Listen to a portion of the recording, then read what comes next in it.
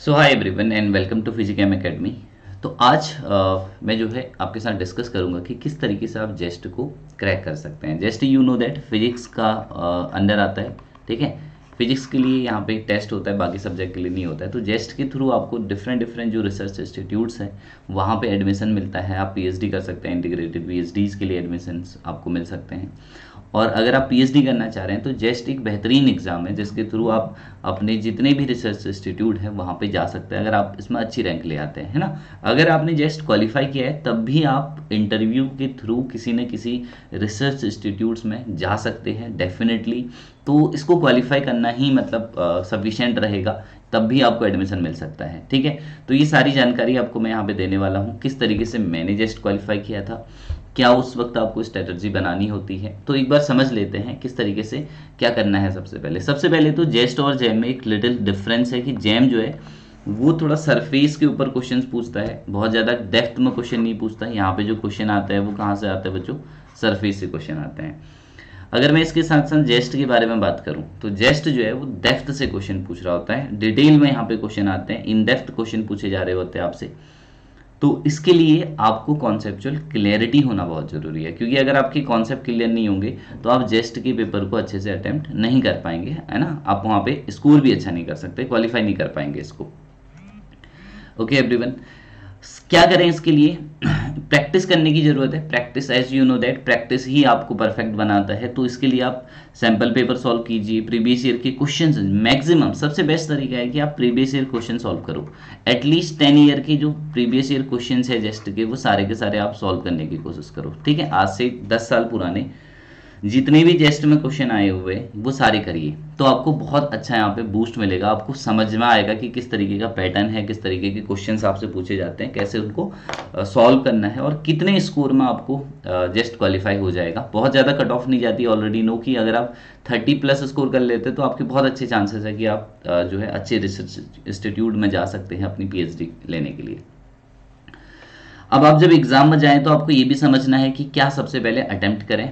तो ये सबसे अच्छा तरीका है कि एग्जाम में वो सारी चीज़ें पहले अटेम्प्ट कीजिए जो इजी होती है, जो आपको आती है ना। सीरियल वाइज क्वेश्चन करने के बजाय आप क्या करिए, वो क्वेश्चन अटेम्प्ट करिए भाई जो आपको आता है पहले, है ना। मान लीजिए आपको कोई पर्टिकुलर क्वेश्चन बहुत ईजी है, उससे कुछ नहीं सोचना है क्योंकि मार्क्स आपको बराबर मिलने वाला है सब में। तो इजी क्वेश्चंस को पहले पहले पहले पहले अटेम्प्ट कीजिए। उसके बाद अगर आपको टाइम है ना लास्ट में, तो टफ क्वेश्चन कीजिए। सबसे पहले कोशिश कीजिए कि आप 30+ स्कोर कहाँ से कर सकते हैं, तो वो क्वेश्चन ढूंढिए पूरे क्वेश्चन पेपर में, है ना। जो आपने बेसिक अंडरस्टैंडिंग पढ़ी है, जो आपको आता है, उसके थ्रू ही ये स्कोर करने की कोशिश करें। ओके एवरीवन, तो जेस्ट का एक थोड़ा सा क्राइटेरिया देख लो कि part A, part B, part C, यहाँ पे क्राइटेरियाज है, 3 पार्ट है ना। 15 क्वेश्चन यहाँ पे आते हैं, 10 क्वेश्चन बी में आते हैं, 25 क्वेश्चन यहाँ पे आते हैं। तो टोटल 50 क्वेश्चन आपके जेस्ट के एग्जाम में आ रहे होते हैं बच्चों। अगर आपके इसके मार्क्स देखें तो पार्ट ए 3 मार्क्स का क्वेश्चन है, पार्ट बी 3 मार्क्स का क्वेश्चन है, पार्ट सी 1 मार्क्स का क्वेश्चन है, ठीक है। यहाँ पे कोई नेगेटिव मार्किंग नहीं है पार्ट बी में, और यहाँ पे -1 की नेगेटिव मार्किंग है, यहाँ पे 1/3 की नेगेटिव मार्किंग है। तो टोटल 100 है। 100 में से मैं आपको बता रहा हूँ कि 30+ जो है यहाँ पे आपको गुड स्कोर के अंदर आ जाएगा। 30 अगर आपका 40+ है तो श्योर आपको कहीं ना कहीं एडमिशन मिल जाने वाला है। तो ये तो बहुत ही अच्छा स्कोर आ जाएगा 40+। Is it clear? तो अब इसके सिलेबस को देखें तो सिलेबस पूरा है, यहाँ पे वास्ट सिलेबस है, यानी कि जो सिलेबस नेट के लिए होता है, जो सिलेबस गेट के लिए होता है, वही जेस्ट के लिए भी सिलेबस है भाई।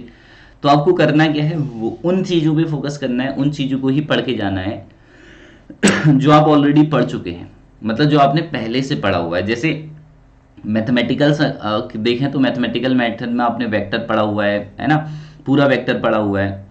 डिफरेंशियल इक्वेशन आपने पढ़ी हुई है, कॉम्प्लेक्स आपने पढ़ी हुई है ना। ट्रांसफॉर्मेशन वगैरह जो नहीं पढ़ा है उसको अब आप कवर करने की कोशिश ना करें, जो पढ़ा है उसी पे ज़्यादा स्टक रहो, है ना। जैसे आपने मैट्रिक्स पढ़ी है तो यहीं से जो क्वेश्चन आ रहे होंगे उनको सॉल्व कीजिए, है ना। जो क्वेश्चन इन टॉपिक से आ रहे हैं, जो आपने पढ़े हैं, उनसे सॉल्व कीजिए। इसी तरीके से क्लासिकल में न्यूटोनियन से आप क्वेश्चन कर सकते हैं, कोलिजन के क्वेश्चन कर पाएंगे, लैग्रांजियन हैमिल्टोनियन के क्वेश्चन कर लेंगे, एक क्वेश्चन यहाँ से भी आएगा। तो इसमें बहुत ज़्यादा डिफिकल्टी नहीं है, नहीं ऐसी STR आपने पूरा पूरा पढ़ा हुआ है जैम के लिए, तो यहाँ पे बहुत ज़्यादा प्रॉब्लम होने वाली है नहीं आपको, ठीक है।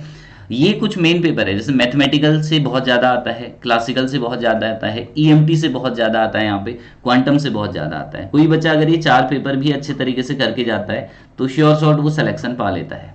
ठीक है। बाकी जो पेपर है वो थर्मोडायनेमिक, स्टैटिस्टिक और इलेक्ट्रॉनिक्स है। तो इन दो पेपरों का वेटेज उतना ज़्यादा नहीं रहता है, ठीक है। मेन जो आपके 4 पेपर है उनका वेटेज बहुत ज़्यादा है। इसमें बहुत ज़्यादा टॉपिक्स है भी नहीं, एक बुलियन का क्वेश्चन आएगा, एक डिजिटल का क्वेश्चन आएगा, तो आप उसको बहुत ईजिली सॉल्व कर पाएंगे, ठीक है ना। वहां भी ध्यान रखना है कि क्वेश्चन कौन सा अटेम्प्ट करना है, इजी क्वेश्चन। ट्रिक समझो तो ये करो कि पार्ट ए में मैक्सिमम क्वेश्चन अटेम्प्ट करने की कोशिश करो, एज कंपेरेटिवली भी इजी रहते हैं, है ना। जितना आप स्कोर पार्ट ए से कर सकते हैं उतना स्कोर करने की कोशिश करो। पार्ट बी में थोड़ा सा कम रहते हैं, टफ आता है पार्ट बी, तो यहाँ पे आपका स्कोर उतना ज़्यादा नहीं रह पाएगा, कम रहेगा, तो यहाँ पे ज़्यादा स्कोर करने की पॉसिबिलिटी है भी नहीं।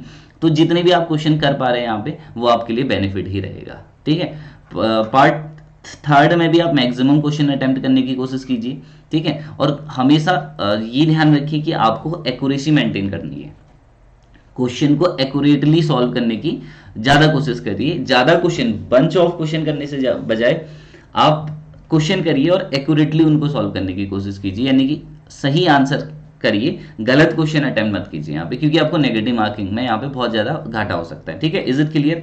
तो बेसिक अंडरस्टैंडिंग पे रहिए, जो आपने पढ़ा हुआ है उसी को पढ़िए, रिवाइज भी उसी को कीजिए, जो आपके शॉर्ट नोट्स है उन्हीं को रिवाइज कीजिए, प्रीवियस ईयर क्वेश्चन सॉल्व कीजिए। बस इन्हीं के साथ आप आराम से जेस्ट को क्रैक कर सकते हैं। जो सिलेबस हमने जैम के लिए पढ़ा था उसी को पढ़िए, नया पढ़ने की जरूरत नहीं है। जो बच्चे एमएससी है, नेट की प्रिपरेशन कर रहे हैं, वो पूरा सिलेबस पढ़ के जा सकते हैं, बट याद रखिए कि क्वेश्चन सबसे पहले इजी अटेम्प्ट करने हैं। किसी क्वेश्चन में स्टक हो रहे हो, नहीं समझ में आ रहा है क्वेश्चन की, हमें नहीं पता इसका आइडिया कैसे होगा, उसको छोड़ दो। क्वेश्चन पेपर में ढूंढोगे ना, किसी भी क्वेश्चन पेपर में ढूंढोगे तो आपको 100% ऐसे क्वेश्चन मिल जाएंगे जो आपको 30+ देंगे। तो वो आपकी ट्रिक है कि आप इतने क्वेश्चन ढूंढ पा रहे नहीं ढूंढ पा रहे, आप उनको छोड़ तो नहीं दे रहे ऐसे क्वेश्चंस को, तो ढूंढिए। स्टार्टिंग में जब पेपर मिलता है तो सबसे पहले यही काम कीजिए कि भाई ये क्वेश्चन ढूंढिए कि ये करूंगा ये करूंगा ये करूंगा, ठीक है। और रिलैक्स होकर पेपर दीजिए, आराम से इस स्कोर को अटेम्प्ट करने की कोशिश कीजिए। बाकी बेनिफिट आप वहां पे लेते रह सकते हैं। जैसे ही आप इस स्कोर को टच कर लें तो फिर रिस्क मत लेना कि ज्यादा कर दिए। अगर आपके 25 से 30 नंबर बन रहे तो अगर नहीं क्वेश्चन आ रहे तो लीव दैट, आपका सिलेक्शन हो जाएगा। ओके एवरीवन, चलिए बाय बाय, टेक केयर।